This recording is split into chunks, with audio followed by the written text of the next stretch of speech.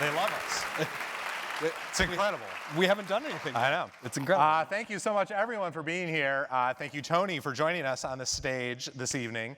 We're so excited to be here at the 92nd Street Y to talk about Angels in America and Tony Kushner, and secondarily, our book, currently available for sale in the lobby, The World Only Spins Forward.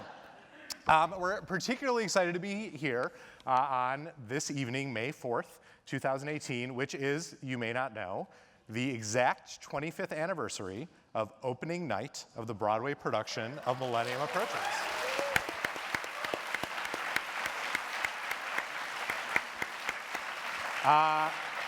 That opening night is, of course, a pretty key point in our book. So we thought, let's start there in our conversation with Tony. I was just reading an article that night, about that night, that appeared in the LA Times the next day. It was sort of a scene report from that night. And there's this beautiful story of you, Tony, trying to explain to the reporter the meaning of kinehora. And then calling to your aid your uncle. Wait, Tony Kushner said, according to the piece, pulling a tuxedo gentleman with a halo of gray hair out of the crowd. My uncle will know. A kinehora, said Richard Manoff, who'd come in from Brooklyn for the long-anticipated opening of his nephew's play. It's a congratulations, but it's a congratulations that you don't want in case you jinx whatever you're congratulating someone about. So you say, don't give me any kinehoras.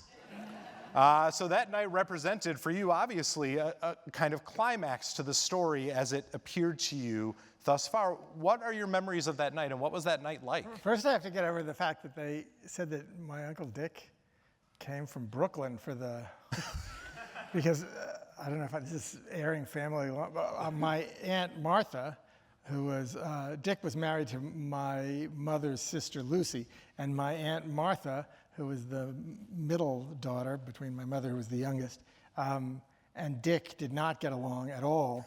And Dick became an enormously successful advertising guy and made more money than anybody else in our family and lived on East 57th Street. And, when Martha was feeling angry at him, she would say, no matter what he does or how much money he makes, he's never going to be anything but Richie from Brooklyn. So, so she clearly said that to the LA Times reporter. That out. He was an absolutely amazing guy. But what was the question? It was, tell me about your Uncle Dick. Yeah. No, it was, what was that night? What are your memories of that night? The sort of climax of that part of the story for you, the appearance of this play on Broadway, an event, I think, the opening night that you... So, when Martha died, we went to, after the funeral, we went to bury her in Mount Hebron Cemetery. And Lucy, her sister, had already died. Dick was still alive. These two really had a lifelong feud. And so we get to the cemetery, and Dick had put Lucy in a grave that had a tombstone that was curved like this, and then there was a plot right next to her with a blank tombstone that was curved like this, and that was where Dick was going to go. And Martha was supposed to go next to Lucy on the other side, and we get there, and they've opened the wrong plot.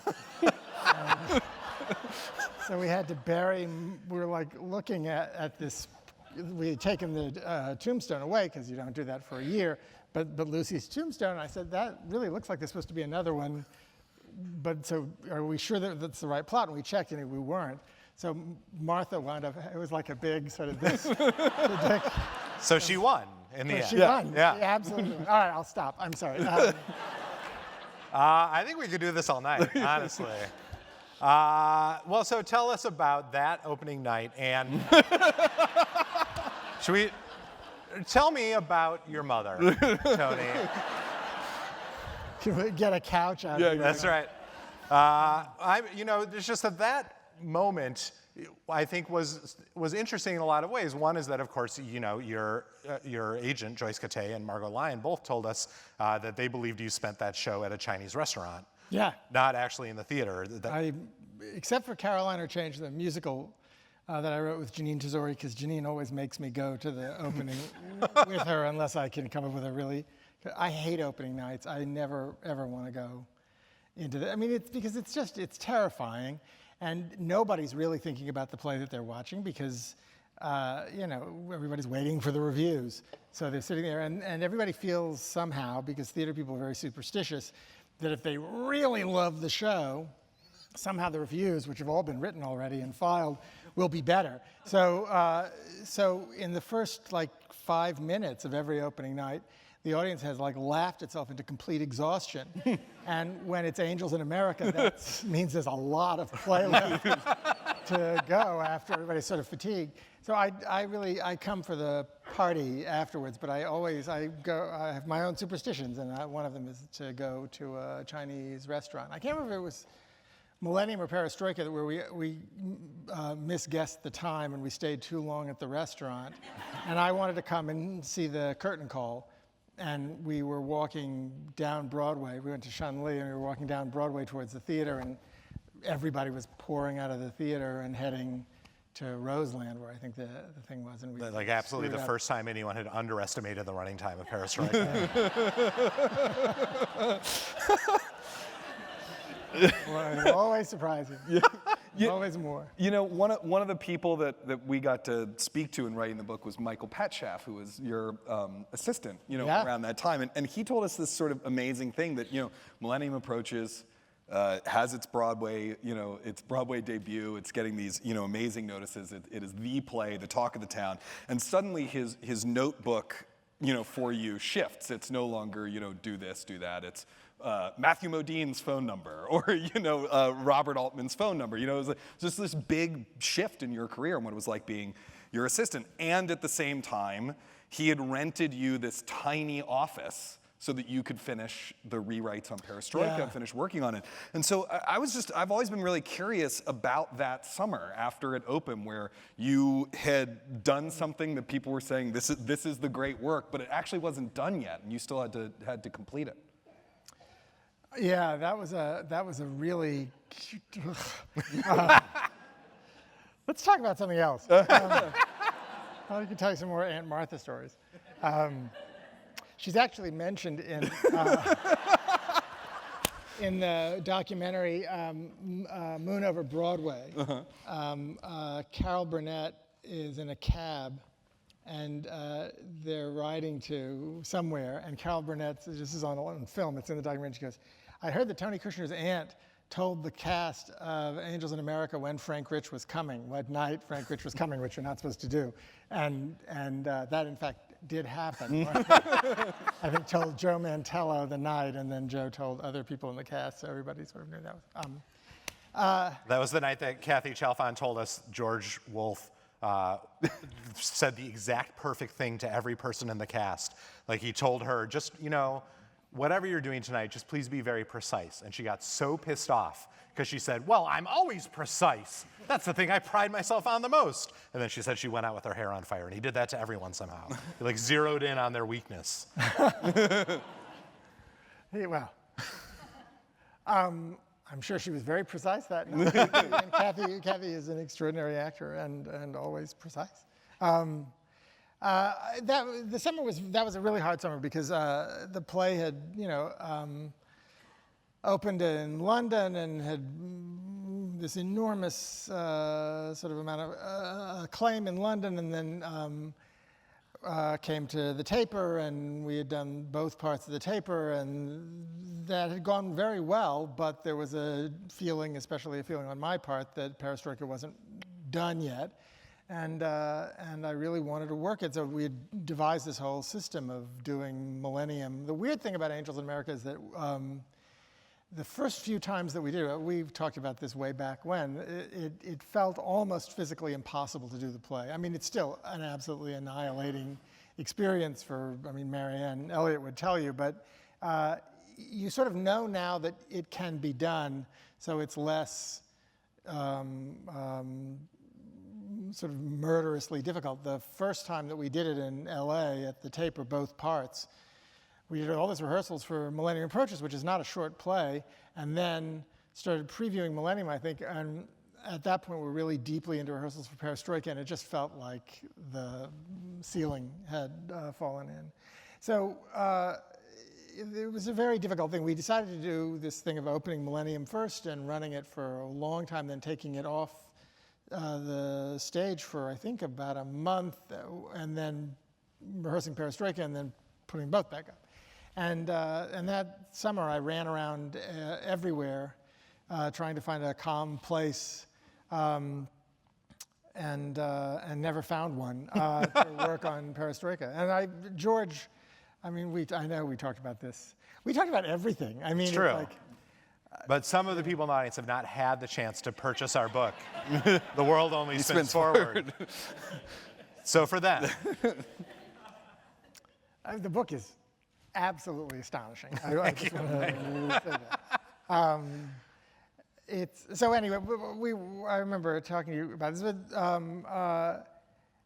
at one point, I had finally gotten, I'm a very nervous person, and it takes me a long time sometimes to get started on things, and I'm always late with everything. And we had gone into our month of work on sort of preparatory to, and I felt like I needed another week that we hadn't scheduled. So George went to the producers, and Millennium was, the hottest ticket in town and selling out every single night and way in advance.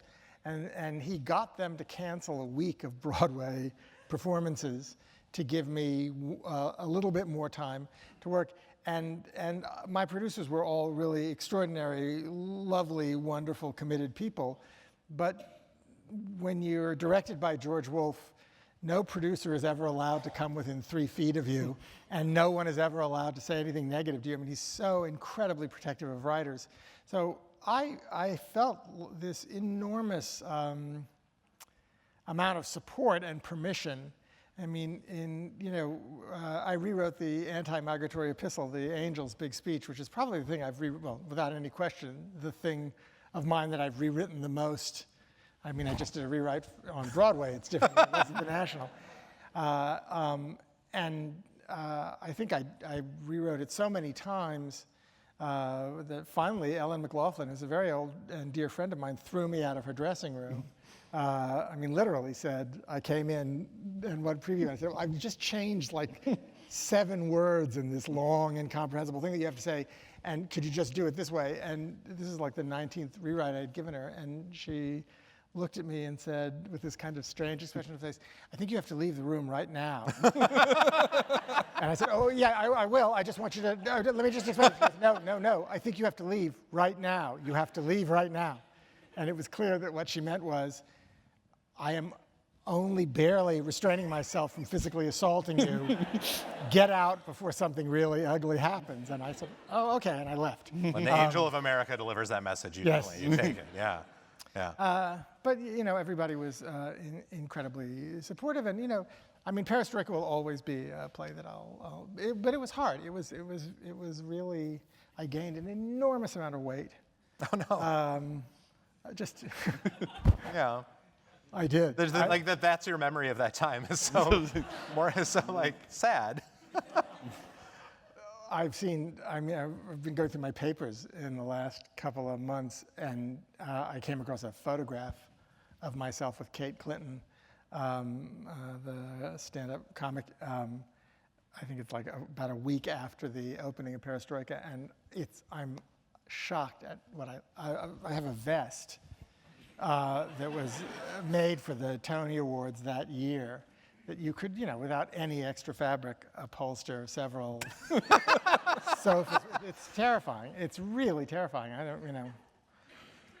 One of the narrative threads that really goes through our book is a story of a very long and fruitful artistic relationship that you've had with Stephen Spinella, right? Who was in our book culminates in that Broadway production, a show which he won consecutive Tonys for a role that he created along with you through years of development of that play. And so we haven't really had a chance to talk with you about this for the book. Can you talk to us a little bit about what makes Stephen the perfect actor for your work? What made it such a joy to develop this character with him and the other characters you developed with him? And how do you think your writing grew or changed as a result of that collaboration? I met Stephen in graduate school at NYU in 1981. He was a third-year student, and I was a first-year student, and I went to see my directing teacher, Carl Weber, who had worked with Brecht, was doing, I think, The Duchess of Malfi or The White Devil, or The Revenge's Tragedy, some Jacobean blood and guts and incest and craziness thing. And it's one of these plays with an absolutely thrilling, over-the-top villain who does some horrible thing to a duchess or something, and who, as she goes off to her death, leaves a glove behind. And they did a workshop production of this thing, and the guy playing the villain was this rail-thin, I mean, sort of scarily thin actor who impressed me in two ways. One was that I'd never heard anybody use text the way that Stephen used it. It was just, there wasn't a word that got by him. Every single thing that he said was filled with meaning and music. It was really astonishing. And at one point he picked up the glove and slipped it down the front of his pants, and it was so creepy. And I thought, and that was, and Carl afterwards said, I didn't tell him to do that. He just did it on his own. That's really interesting. So I think after that I went up to him and I said, I've never seen anybody like you. And I want to write something for you. I want to direct you in something. I was in NYU as a directing student, not a playwriting student. But then when I started writing as a directing student, one of the first things I wrote was for Stephen. And I've written something major for him in everything I've written.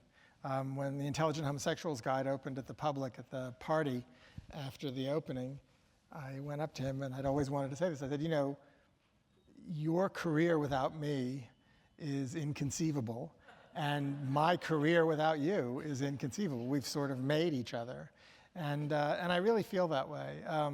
There was a woman who taught text at NYU named Nora Dunphy. If you see Forrest Gump, she's the old lady sitting next to Tom Hanks on the bench, and she's sort of looking at him quizzically as he tells the story.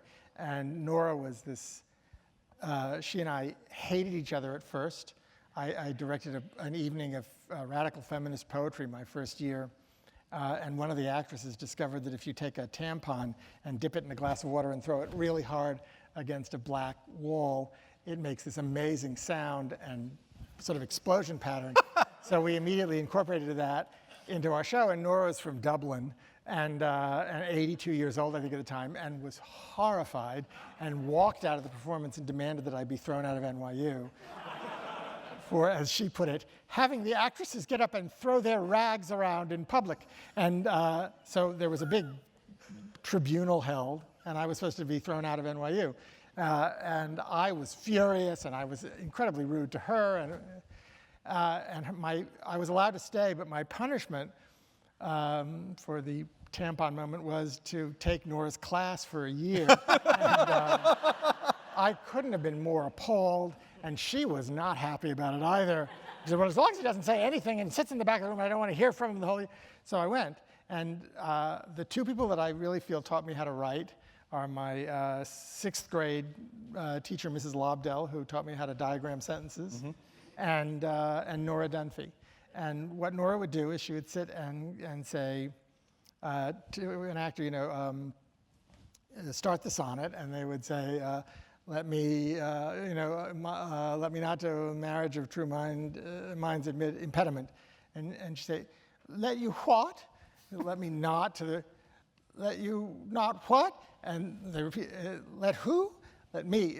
And just, you would take the, 2 hours going through like one line, and she just made them repeat it. And Stephen was her graduate assistant and her protege.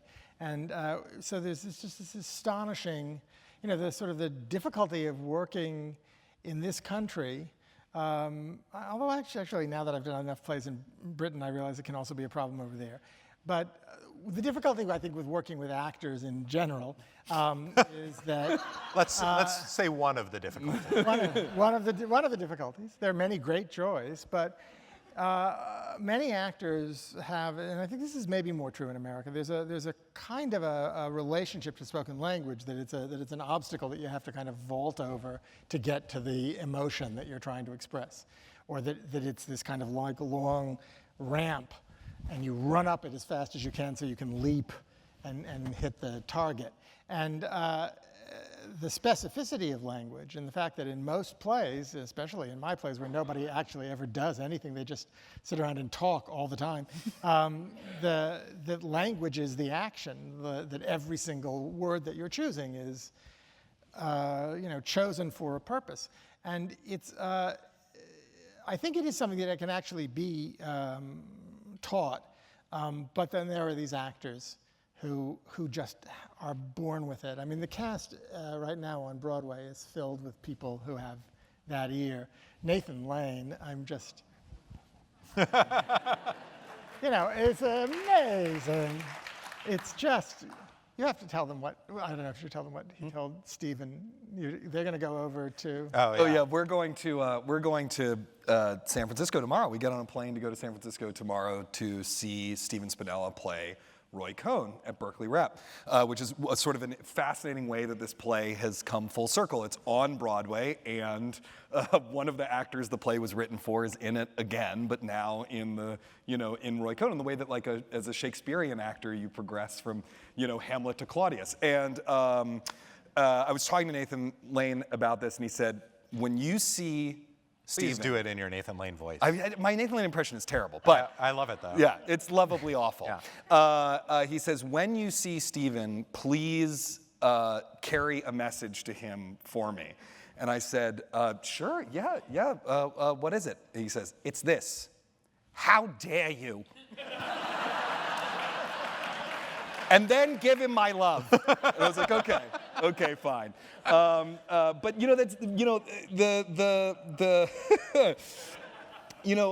But that's what's interesting about that sort of full circle we've come is, of course, this play is arriving 25 years after it was on Broadway. It's been in New York a couple of other times at the Signature and at BAM when the Ivo Van Hove production was there. And it's a very different context from the early days of the Clinton presidency, to be in the Trump presidency now, right? It's like there's two big changes. Yes. I apologize. Unfortunately, we killed Tony Kushner. Good night. No, but we have the Daryl Roth came backstage to say hi, and in 2 seconds I had gotten onto the subject. We managed as she was leaving, she said, "Well, thanks for cheering me up." We managed to stave it off for 35 minutes. But part of what's interesting to us is how one of the things that happens with these sort of great works of art is the context changes, and in the play you discover new things about the play and the way it speaks to that context. So I was interested as you worked on this play in London and then again at the National as Trump happened and Brexit happened. I think they said their first rehearsal at the National was Trump's inauguration day or the day after. Yeah, it was right after the inauguration. And I was wondering what parts of how the play seemed different to you, who knows this play better than anyone. I think my first big meeting with Marianne Elliott in London was I flew over to do a conference on Brecht and the Weimar era. I landed on the night of the Brexit vote and went to sleep with this very gratifying little thing of Nigel Farage saying, "Oh, it's terrible, the rains have kept everybody, so we're clearly going to lose." And so I had a very nice sleep and woke up to my husband calling me up and saying, "Oh my God." And I could hear people screaming in the hall outside and tearing their hair. And it was, then I went to Oxford for this conference on the Weimar Republic and the death of democracy. It was like, it's a little on the nose. Really on the nose, exactly. The only good moment was I was walking, I'd never been to Oxford before, I was walking around and I passed this little tiny medieval looking building. And they were all doing graduation exercises, so this young sort of British guy in a tuxedo was going by, and he stopped and looked at the building and he says, "That's where he fucked the pig." I said, "What?" And he said, "David Cameron." That's where he did it. That's where he fucked the pig head. Well, it's like, I always wanted to see Oxford. But do you think he recognized you, or do you think anyone he came up to outside that building, he was like, "Oi, governor, that's where"? I think he did not recognize me. I think he just felt it was his duty as an Oxonian to, what would Evelyn Waugh have done? So then I actually left the conference early. I did my shtick, and then I asked the conference, I said, I feel like I'm going into a massive depression. I really felt frightened. I mean, I thought, I'm an Ashkenazic Jew, so it's like pretty easy to go into a massive depression. But I just thought, oh my God, this is horrifying. And this country has just shot itself in the head. This is a nightmare. And I said, I can't listen to another, thing about the way that democracy died in Germany. Hitler came to power, so I said, I'm going to leave. And then I went to London and met with Marianne, and then we opened, I think, right after the inauguration. But in rehearsing the show, like I remember you said something to us about like the anti-migratory epistle, in an age when the whole world is breaking apart over immigration and refugee crisis. Like that's a part of the play, for example, that feels really different now. Yeah, I went into the rehearsal at the National, the first one that I went to, and they were working on the anti-migratory epistle, and I had literally forgotten.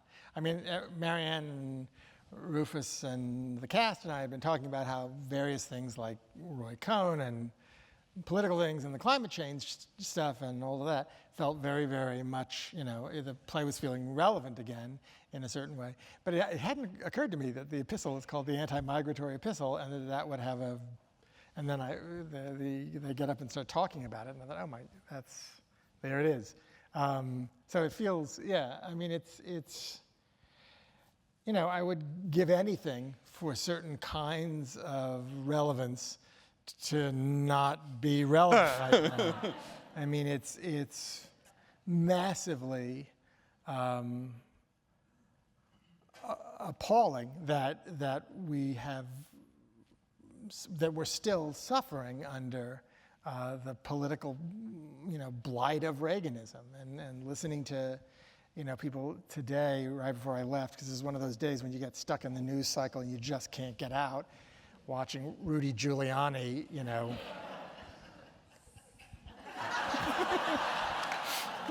do sort of the worm of Ouroboros through his own intestines, and it was like, I always hated the guy, there's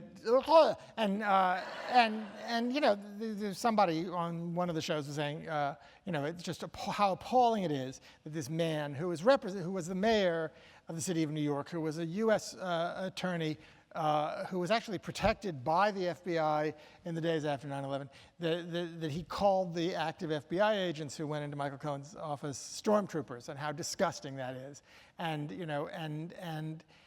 then I was listening to that, and thinking, yeah, but of course, for a huge part of the Trump base and the deplorables, but also a lot of people in Congress, they actually do think that the federal government is already fascist. And that this is exactly what Reagan and the Reaganites were leading up to, and that we're still trapped in this, and that we're trapped in it because all these idiots had a nervous breakdown when they woke up one morning 10 years ago and discovered there was an African American man in the White House. That has led us to this.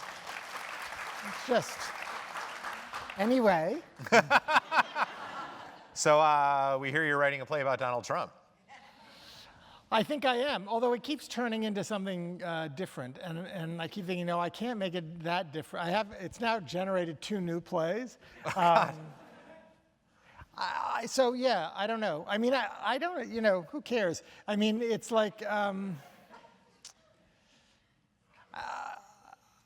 don't have any idea what this is. None of us has the slightest idea what this is. We are in completely, more than at any point in my entire life, I'm 61 years old, so I'm now actually old-ish, getting there, and I feel very old. Today I feel 161, we're in a completely unmapped terrain at this point, it's. I think it's very dangerous for any of us to say this is like that, or I know where we're headed. I know what this is. This is something enormously complicated and enormously new and hideously dangerous. And so I don't want to rush to say, I think you sit Shiva for a while, you keep your mouth shut, and you listen. And I'm still in the process of listening. I've said this before. One of the first things that I thought about after the election, and I always go to this at moments of real horror, is, and there have been quite a few, none as bad as this, but is the story about Anna Akhmatova outside of Lubyanka prison in whatever it was, 1933, 34. And she's already, the greatest poet in Russia. And I think her son and her husband have been arrested by the Cheka, and they're in Lubyanka, and it's winter. And she's standing in this line that formed outside the prison from early morning on of these people who were just waiting for any news from inside about someone who'd been arrested and had been taken away. Were they dead? Had they been executed? Were they being sent to Siberia? What was happening to them?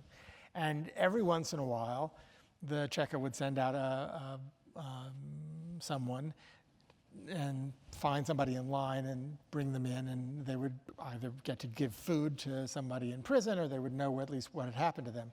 So there was enough reason to hope that you couldn't possibly abandon your loved one and not stay in line, but there was not much reason to hope, and most people had been standing in line for months in this terrible cold, waiting for this. And it's like one of the most miserable circumstances a human being, I think, has ever found themselves in. And most of these people waiting were women, and everybody sort of knew who Akhmatova was, and one of them, this woman comes up to her and says, "I hear you're a poet." And Anna Akhmatova says, "Yes." And she says, "Can you describe this?" And that's when the poem Requiem begins. And that is, in a way, I think, at some points of horror, what poets and playwrights and novelists are meant to do, is not to try and analyze something just so much as to just describe a moment. And so I think that's kind of what I'm trying to, I don't know, that's sort of what I'm trying to do. I have a great title for it that I just came up with, but I'm not going to tell you what it is. What? What? No, I can't. For years, I wanted to write a play, and I thought this was going to be the title. I wanted to call it Turd Blossom, which was Bush's nickname for Karl Rove. Really, it was. Or Pooty Poot. But I came up with a better title. But I'm not going to say anything more about it now. Okay. If everyone could, the 90 seconds rewatch, please just turn off the recording for a second. Even then, I would be it would be a mistake to do it. But so we'll see. I don't know. We'll see. One of our, I think, both of our favorite things that we got to write about in the book was the Robert Altman film of Angels that never was. I got to go to his archives at the University of Michigan in Ann Arbor, and look at his boxes of uncompleted projects. You found some of the scenes from the. We found the screenplay. We found this. Your screenplay that you wrote for Robert Altman. Yeah. Make a movie out of Angels in America. And business stuff about how do we budget for the smoldering pit of hell, and things like that, and. We're both big fans of the Mike Nichols film, obviously, but we also sort of, one of the reasons why we were so excited about that was just because the idea of you and Robert Altman working together is just like so amazing. I mean, it's just such an astounding idea, right? And I know the movie never happened, but you and he spent time working together, and I know you cared about each other very deeply, and I was just wondering about like what because you later went on to write many screenplays. I was wondering what that experience, what you learned about filmmaking or writing for film during that time that you were trying to get that movie made with Bob Altman. Bob. I don't know if I mean, I had some very interesting experiences with him. I mean, I was thrilled that he wanted to do it because, as I've said, and I think we talked about this, I think that the idea, especially this is true of perestroika, the idea of epic, of a specifically American epic, for me, comes very much from Altman's Nashville. I mean, I think there was a structure that he discovered and perfected in Nashville, if you can really say perfected. I mean, it's because in part of it is a kind of a crystallization of and a kind of I don't want to say ossification, but a sort of capturing of chaos that somehow resists capture at the same time. It's an infinite film. It's as vast as Chekhov in its way. Every time you watch Nashville, you see a new movie. And the radical, crazy energy of the way that this thing was generated is so completely contained inside it. It's just thrilling, and it's a movie that I revere, and I revere Altman. I mean, I just think his entire body of work is. There's some films that don't work, but I think he's Melvillian, and there's no adjective that's higher praise for me. And so I was just completely excited and thrilled, and he was a wonderful man. I adored him. I loved spending time with him. It was just, and I got to hang out with him in Paris when he was getting ready to shoot Pret-a-Porter. I got to see rough cuts of short cuts, his film short cuts, including one that was like 5 hours long that was really absolutely magnificent. I wish that the entire thing could be, maybe it has been, I don't know. So I'm sure I learned a lot of stuff. At some point, I think I can say this, Warren Beatty called me. We were talking about doing something together. And so Warren Beatty called me and he said, "How are things going with Bob?" And I said, "Well, they're going, but at that point it had gotten sort of strange, and I kept writing stuff, and then he would have new ideas and we'd write more stuff. And Beatty said, "So have you ever made a movie?" And I said, "No, I've never even been on a film set. I know nothing about making movies." And he said, "Yeah, so I bet Bob has told you several times that you're going to actually kind of be responsible for directing this film, essentially." And I said, "Yeah," he said that. And he said, "And you probably think that he's joking because it's Robert Altman." And I said, "Yeah, I do." And Beatty said, "He's not joking." He said, if anybody is going to organize this, it's probably going to have to be you, because Bob won't do that. He'll do other things, but he won't. So if you don't think you know how to do that, you might want to think of an exit strategy." And I started to plan an exit strategy at that point, because I thought I had absolutely no idea how to do it. And I'm really glad, because of the way that it turned out, and that I got to work with Mike, who taught me everything. Just in terms of starting out as a screenwriter. And right, I mean, that's a very different kind of filmmaker. Very, very, very different. I mean, only three filmmakers I've worked with, Robert Altman, Mike Nichols, and Steven Spielberg, and it's a I could write a book it's like anarchy, high classicism, high romanticism. I mean, they're all. And, so I'm an incredibly lucky person. But I loved working with him. And I certainly learned a lot about being an artist from hanging out with him, including, I think we talked about this. I interviewed him on stage at the Guggenheim. Right after Pret-a-Porter came out, he asked me to do an onstage interview where I was asking him questions. And the reviews came out that afternoon, and then I saw him and we hugged, and we went backstage waiting to be introduced. And he looked a little ashen. I said, "How are you doing?" And he said, "Well, I'm okay. I spent the whole day crying." And I said, "About what?" And he said, "Well, the reviews were really not good." And I thought, oh my God. I mean, he was at that point 71 years old, and he was Robert Altman. And I mean, it was like, what? You care about that? I mean, why would you care about that? But he did. I don't know what I learned from that exactly, but it's something about vulnerability. I mean, I think that's one of the tricks of being an artist, is that you have to you can't get too heavily armored. You can't get too defended or guarded. You can't really incorporate sort of a leather hide into your artist self. You have to be available to be hurt in order to create anything, and that leaves you vulnerable. And then there are people who are professionally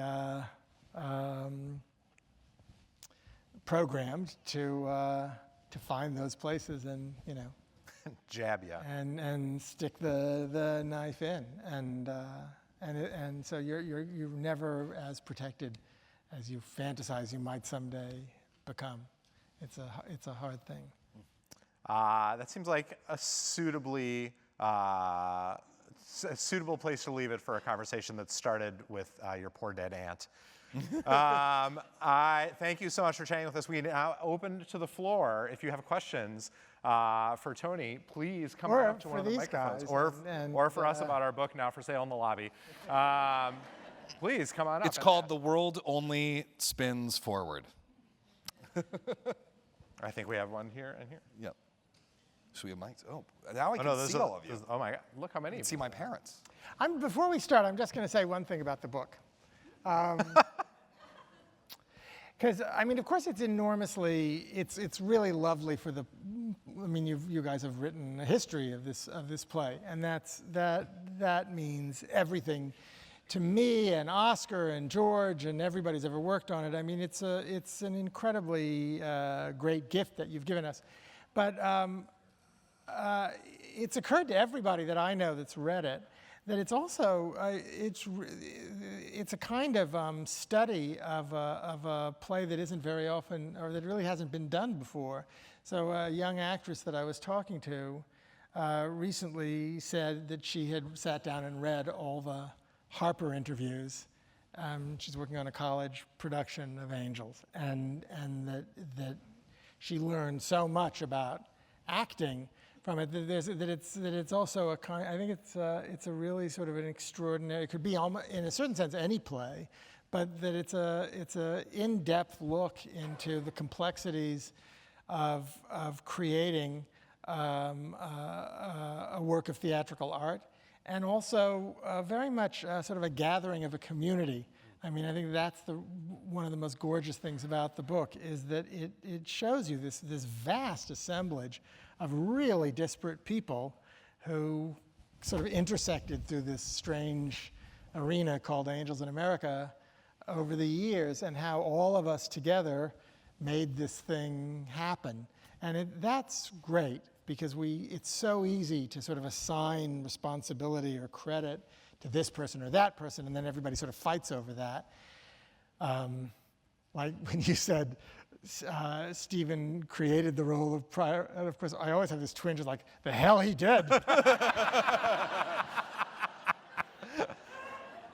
I created Stephen Spinella, and then he... But that sort of, scarcity economy thing where we think, it's a zero-sum game and everything is...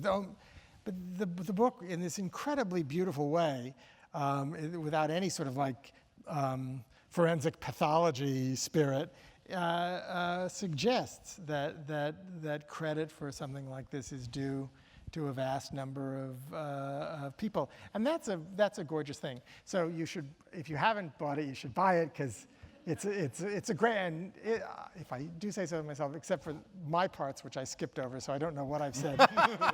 It's a great read. It really is. So you did a fantastic job. Thank you. Thank you. Thank you so much.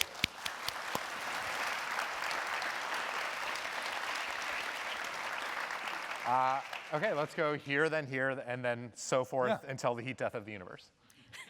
Hi, I'm actually a high school teacher, and I teach Angels in America to seniors in our humanities class every year, and they love it, and it changes their lives. I teach down in Delaware, actually. I came up this afternoon to... Oh, my God. Thank you.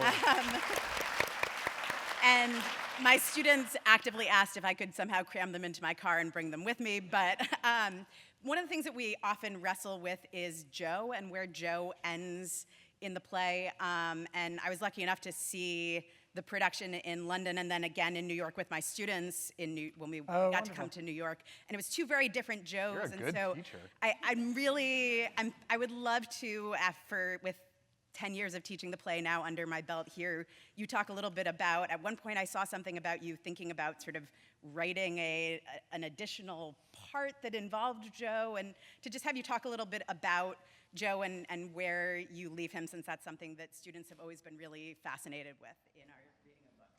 Yeah, that's probably the single biggest question that I get asked. First of all, thank you for teaching the play for so many years. That's great. And thank you for teaching.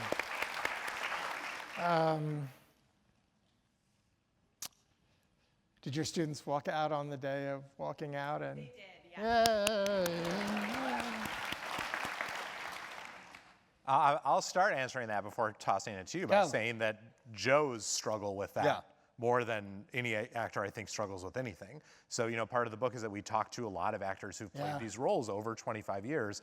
Every Joe to a person has great difficulty with the way that play ends and the position that the play leaves him in, and feeling like there is story left to be told. David Marshall Grant, struggled with that a great deal in the course of that play and held fast for many years to the idea that you were going to write that third play, A Good Man is Hard to Find, about Joe trying to find a date.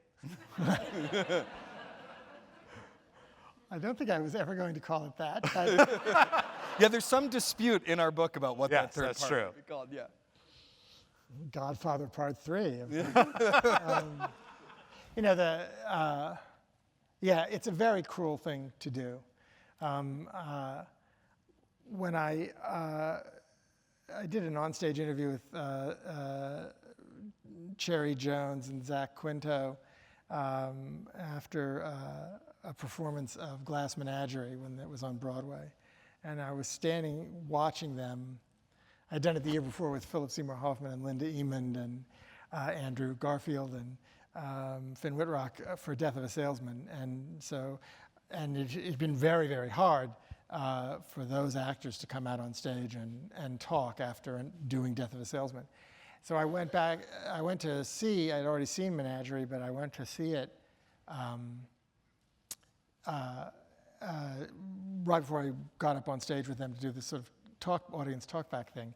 And I watched it, and it really hit home. I mean, I've written about Glass Menagerie and thought about it a lot, but what a brutal thing Tennessee Williams does to the person playing Amanda, and in a certain sense to the person playing Tom, but he gets to speak one of the most beautiful speeches ever written at the end.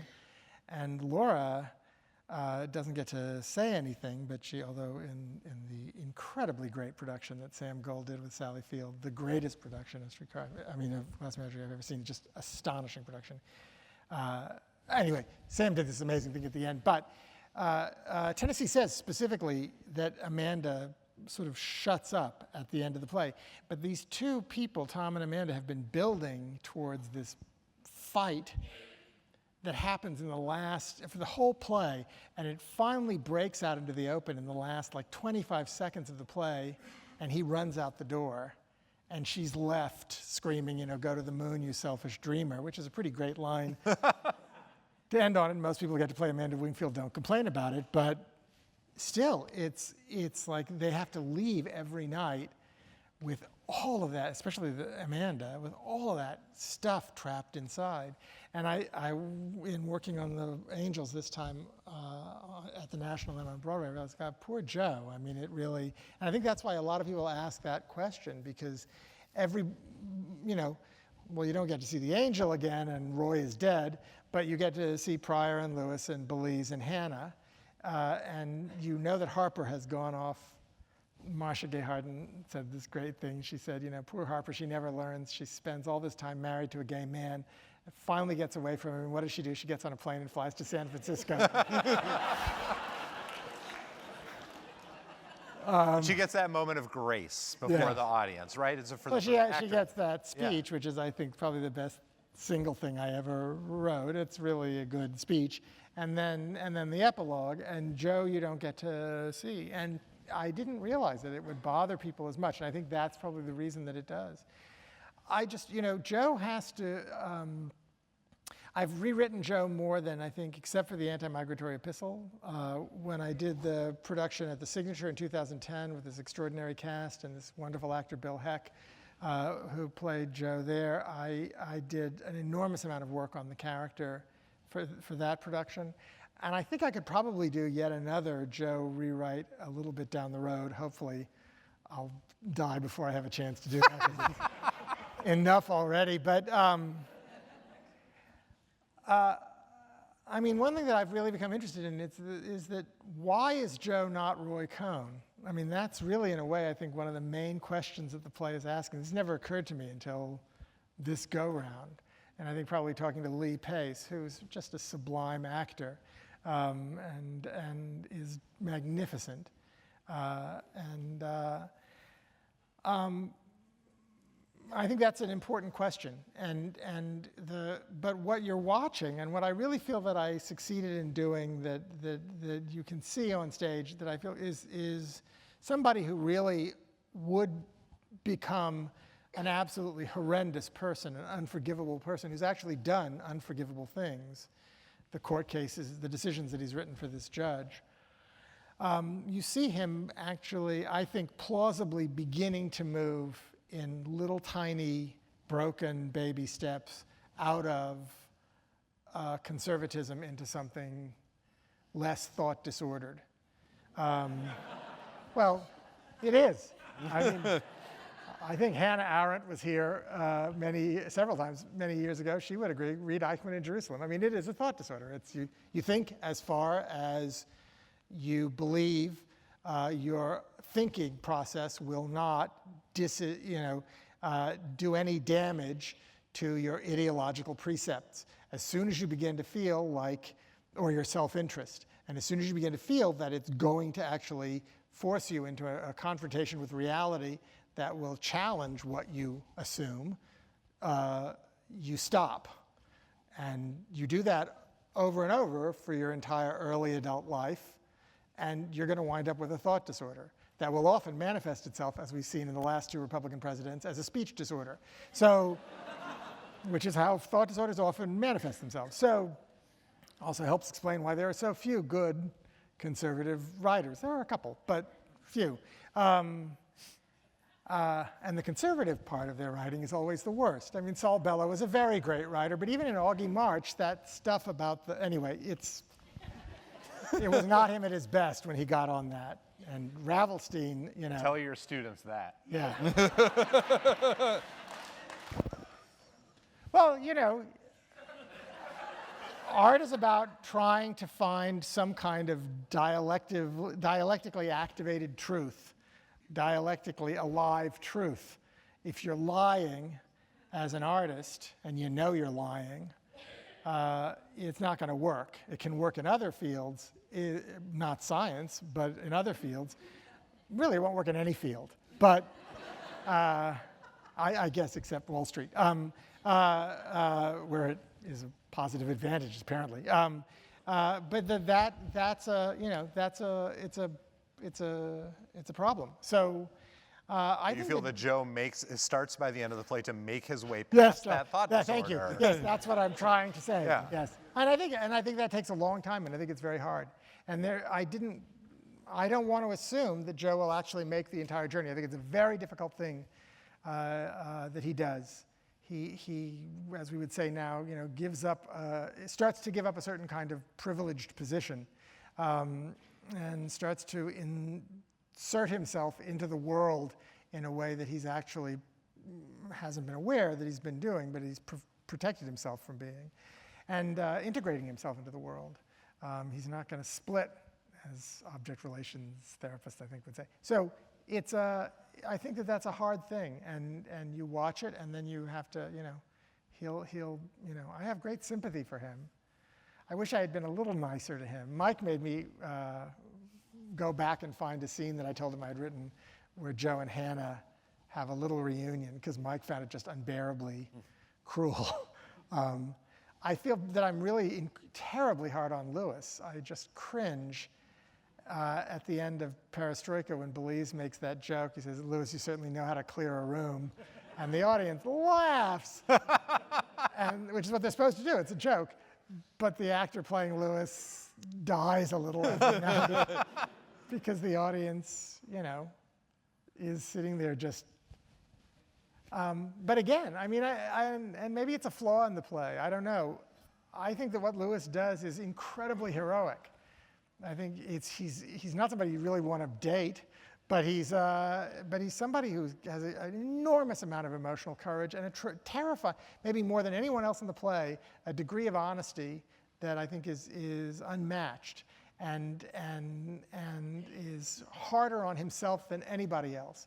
But I still couldn't completely forgive him for what he did, and I found it necessary, even in the epilogue, to. Because I'm not a very nice person. But anyway. Let's go here. Thank you. Drive safe when you go home or take the train. Hi. First, thank you for an amazing work that's profoundly affected me. I first saw it on 93. At that point, I had been living with AIDS for 11 years. And it was tough. It was tough to watch. It was tough to watch Stephen Spinella, who I worked with in ACT UP, bleeding on the floor in front of me.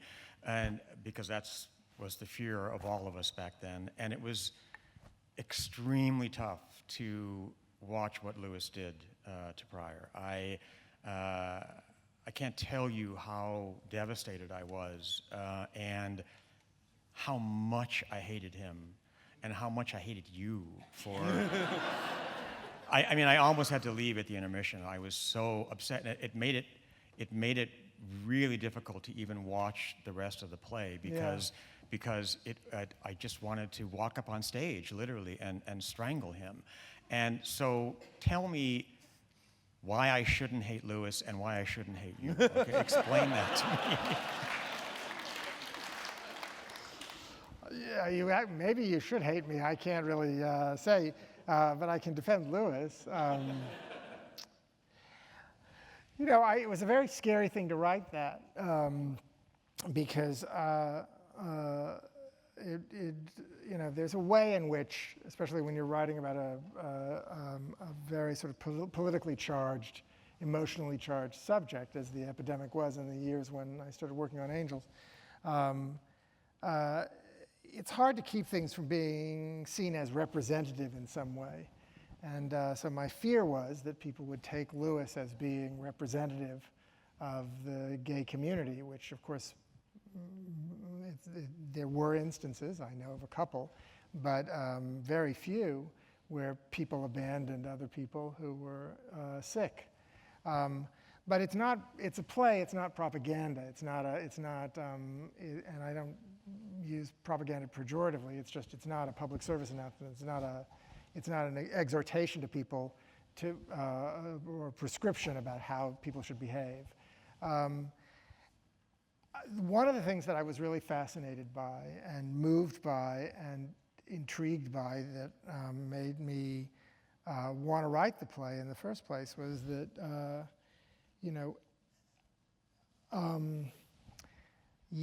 a lot of young men are not culturally conditioned usually to be caretakers of catastrophically ill people. Young people in general have a hard time figuring out how to do it, but women have a sort of an acculturation process from early on that I think maybe makes it somewhat more ego-syntonic to suddenly be given responsibility for another person's well-being.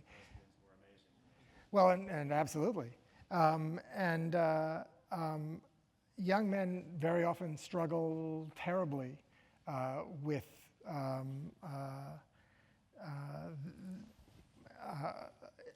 a confrontation with the weakness, with body's debilities and with mortality and so on. And it was also a moment when the Reaganites were telling everybody that selfishness was a great virtue and that severing all communal connections was, the right thing to do, and that the whole of our community would do better if everybody watched out for themselves and didn't give a shit about anybody else. Quite literally, Ayn Rand, it was sort of the heyday. Well, she always keeps popping back up like bathroom mold you can't get rid of. So I thought,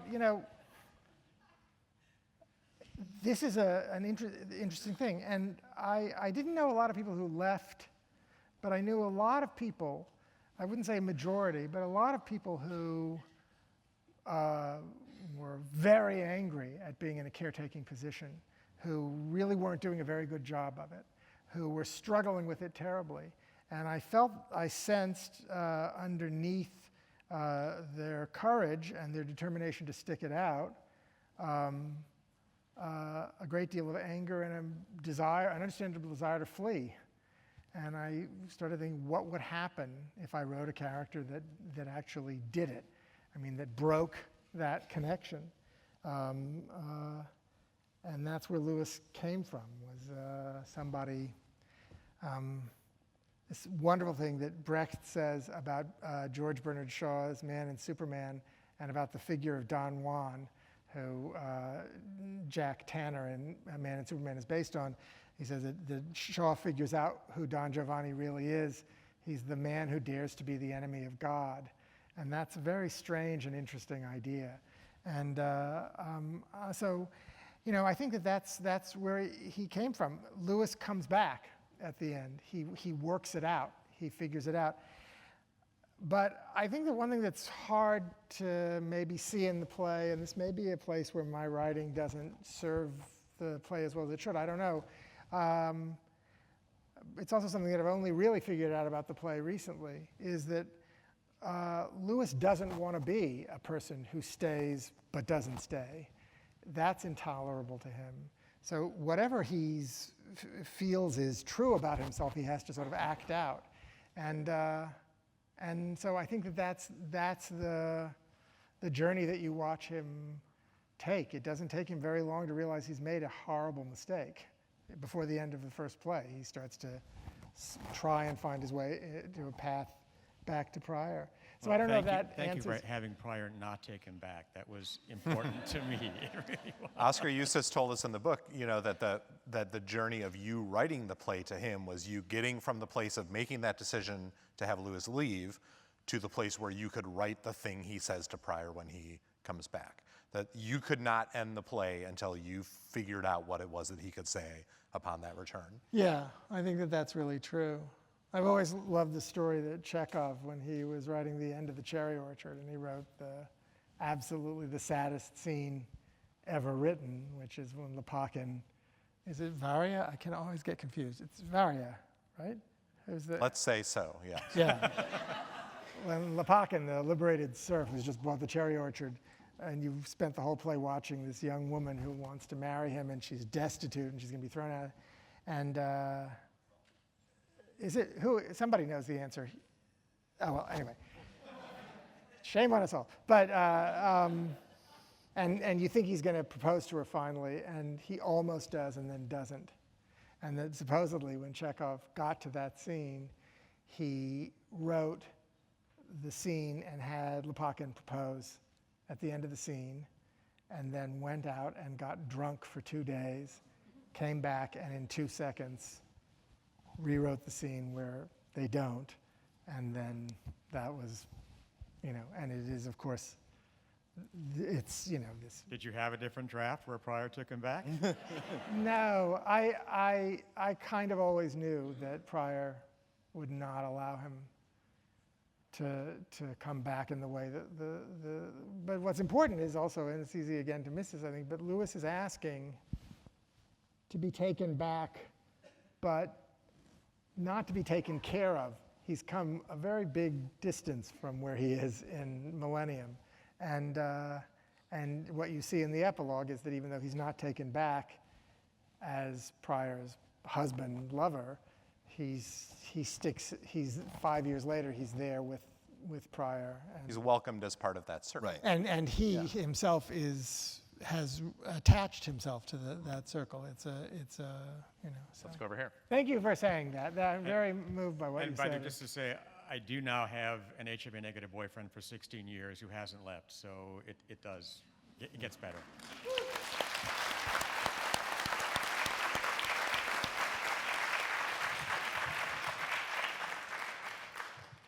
Hi. Hi. Hi.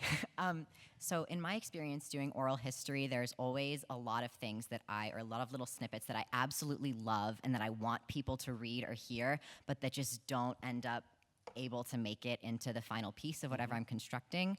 And you've written this book that's like exhaustive and has so much in it, but I'm curious what the process of whittling down those things that you love was like for you, and if there's anything that sticks in your mind is like, oh, I wish it had made it in there. We had a whole Google Doc that was shit we have to find a place for somewhere. Yeah.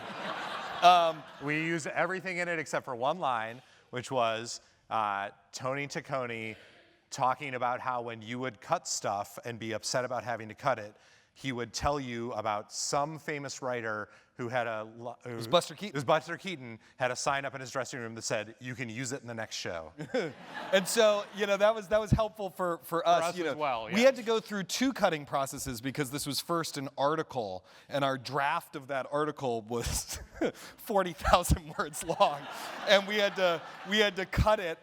We had to cut it to 15 to 17,000 words long, and the whole time we were like, we're definitely going to do a book. We're definitely going to do a book, and that was the only way we could sort of make those cuts.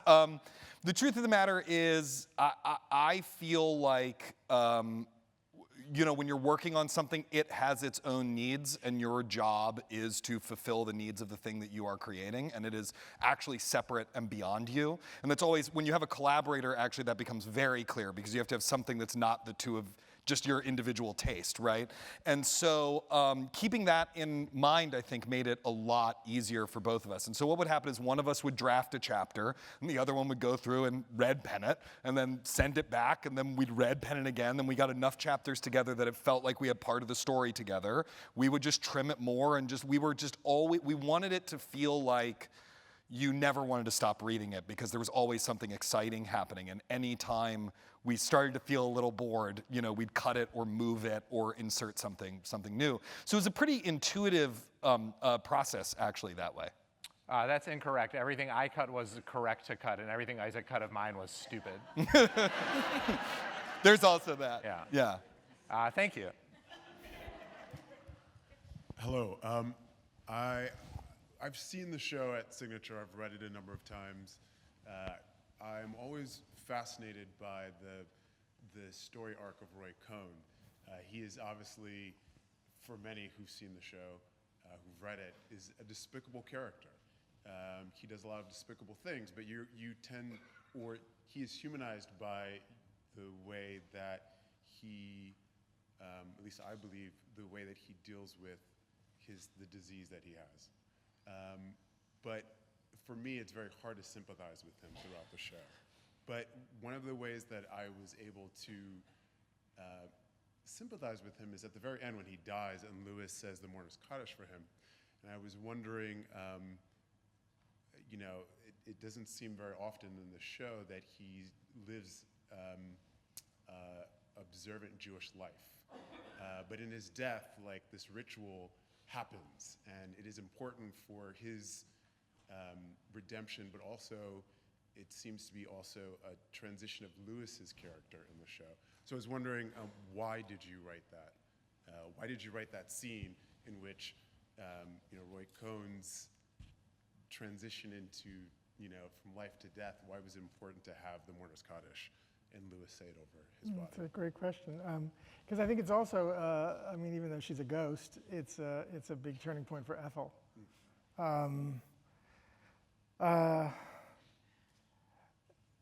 There are a couple of answers for that. I knew sort of from the beginning that I was going to call it a gay fantasia on national themes, and that it was going to be Angels in America. It was my second play, and it was for this theater company in San Francisco, so it was sort of a theatrical coming out. It was written, I was really just out of the closet when I started working on it in my late 20s. So I thought of it as being a gay play and an American play. I didn't really intend for it to be a Jewish play. I'm very proud of my Jewish identity, but that wasn't one of the things that I decided to work on. But it turned into that in a way. It's not, I think exclusively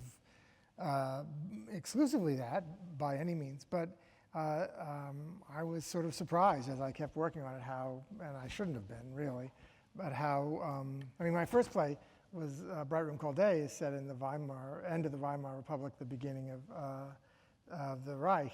And I actually decided that I wanted to write that without any Jewish characters in it, because I wanted to deal with a specific sort of political set of circumstances that would lead to the Holocaust, and I felt that it would be interesting to approach that moment that means so much in Jewish history without any specific Jewish characters. And Angels, I think that I became interested in Roy Cohn when I was 10 years old, and I read my first book about the McCarthy era, the Fred Cook's Nightmare Decade, and I was fascinated by this guy because Cook sort of lets you know that he was gay, and without saying it, because Roy would have sued him. And you read that at 10? Yeah. All right. It's not really all that hard a book, but I wanted to know. My father gave it to me. That was I wanted to know what the McCarthy era was, and he said, "Here, this is a good book," and so I read it. And so he was, the fact that he was Jewish, I think and that he was always a part of the play meant that it was going to be, that there was going to be something very Jewish at the heart of the play. There's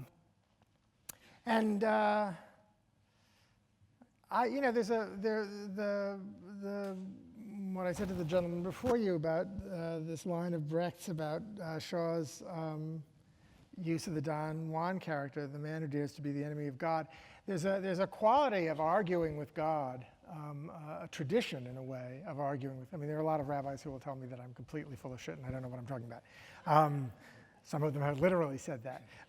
But I believe that the Talmud, the Talmudic tradition in a way, is a tradition of argumentation among interpreters of the scripture that are also, in a certain sense, arguing with God. And the greatest book in the Holy Scriptures, in my opinion, the book of Job.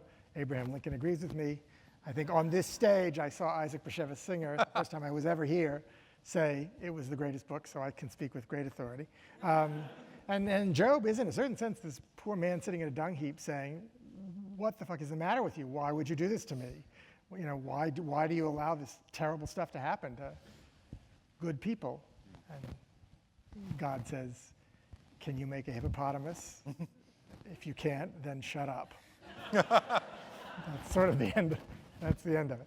And then he gives Job some nice consolation prizes. But I think that tradition of argument that I think is very much at the heart of the play, because I was feeling, as many of us were, most of us were, very angry at God at that time. So I felt that was, sort of something that was at the heart of what Lewis was struggling with, at the heart of what Ethel is struggling with. I came, she says right before he dies, I came to see if could I forgive you, you who I've hated so terribly, et cetera. And she almost does it, and then he pulls this terrible last trick on her, and she's sitting there stewing in that. And she decides to help Lewis with the Kaddish. And I feel like it's a moment of a very powerful sort of Jewish form of forgiveness, which I think is the great dramatic and maybe the great human problem, is how do you acknowledge the past? How do you remember the past? And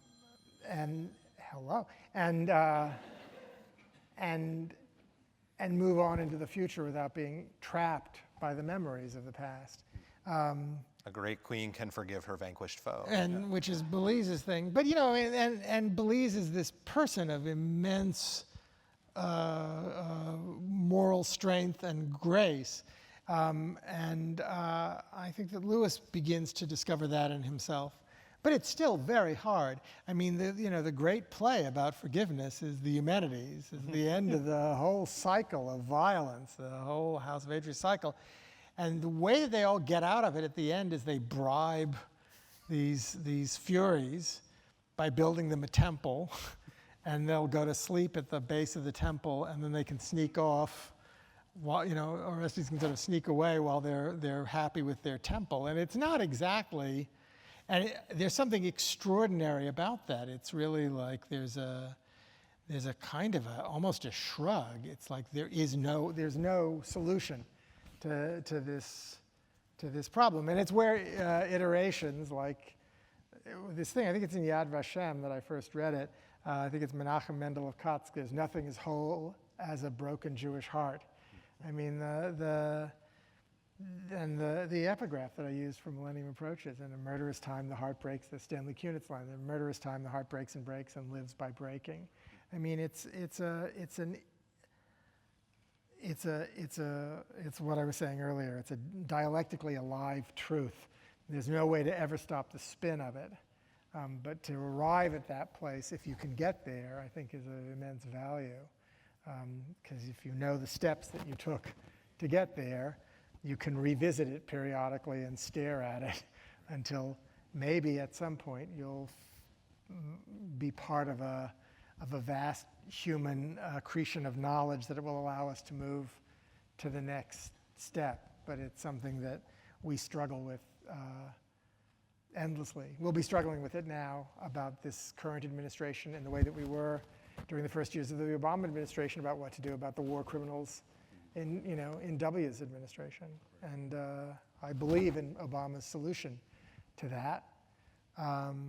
But it was very humanities-like. It was like, let them have their thing and let's move forward. Let's not get trapped in. And it's hard. So I think, does that answer your question?